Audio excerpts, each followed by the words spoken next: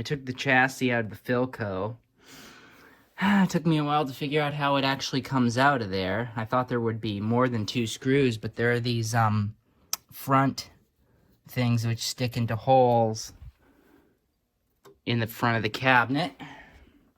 I'm just gonna clean it off first.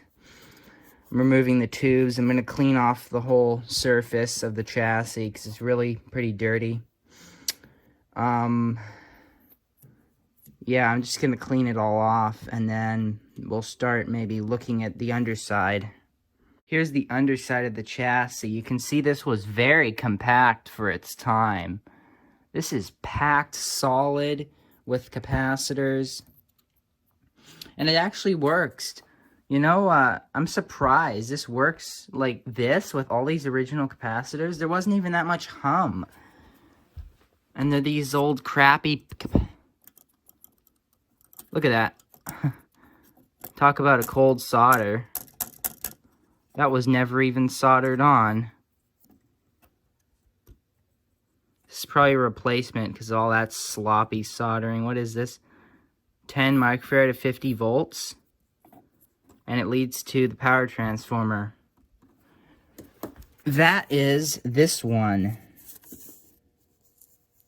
Comes off the center tap and filters the negative voltage, which goes up to the grid of the audio output tube to bias it negative. So that's probably where the hum was coming from, because this thing had some hum. I bet if I was to connect this properly, there would be no hum from this thing.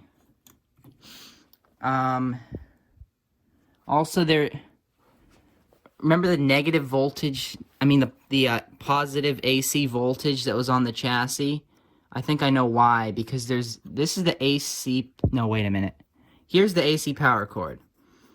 Oh, look at this botch job. But here's the AC power cord. It comes in and goes to this Philco Bakelite block capacitor, which is, where is it? This one. So yeah, one of these was probably leaking AC onto the chassis. So that needs to go. I'm actually amazed this didn't just blow up when I plugged this in. There's this cardboard sleeve over this original Philco capacitor, and I've been pulling it off, and here's the difference. This is clean for like 80 years, and this is, well, it's yellow, and I bet that is Smoker's Choice cigarette crust on there. I bet that's what that is, because this stuff is hard to clean off. I bet that's what that is. It's yellow. It's gotta be cigarette crust. I just noticed this burn mark from where the hot audio output tube is like touching the can, because that thing gets hot and it's like baked the metal. Will that even clean off? It's pretty baked. So here's the surface cleaned up. I'm basically done. Still a little bit of crust left, but I'm basically done it now. And boy, is it looking 100% better than it was.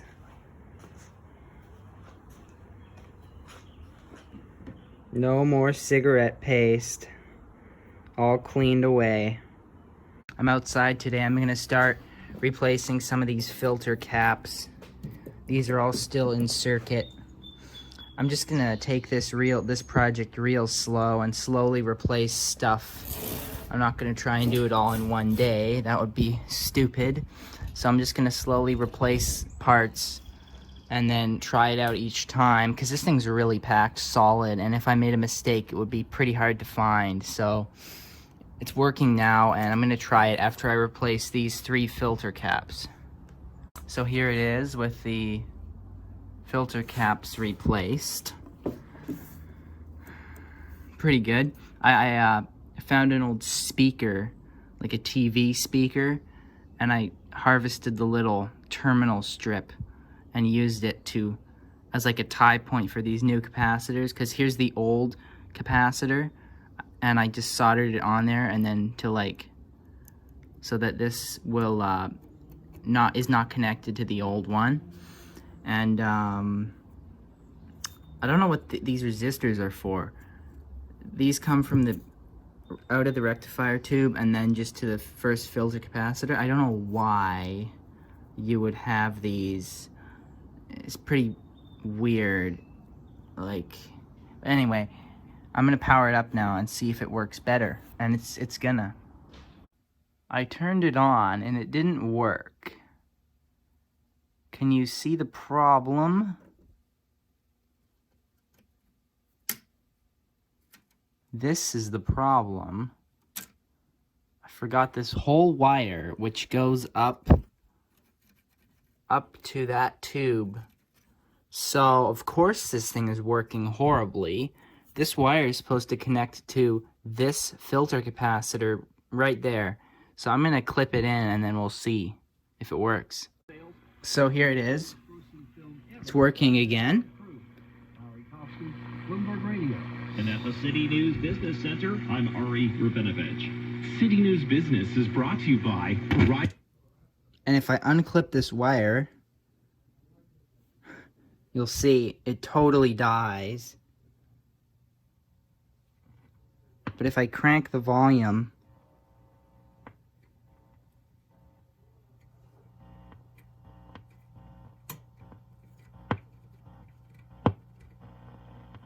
it still slightly works. Like, you can hear static, but it just does not work properly.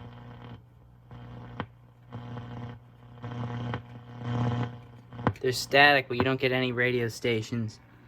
And that wire, I believe, is this one, which leads up here to the 6A7. Leads to the one of the grids.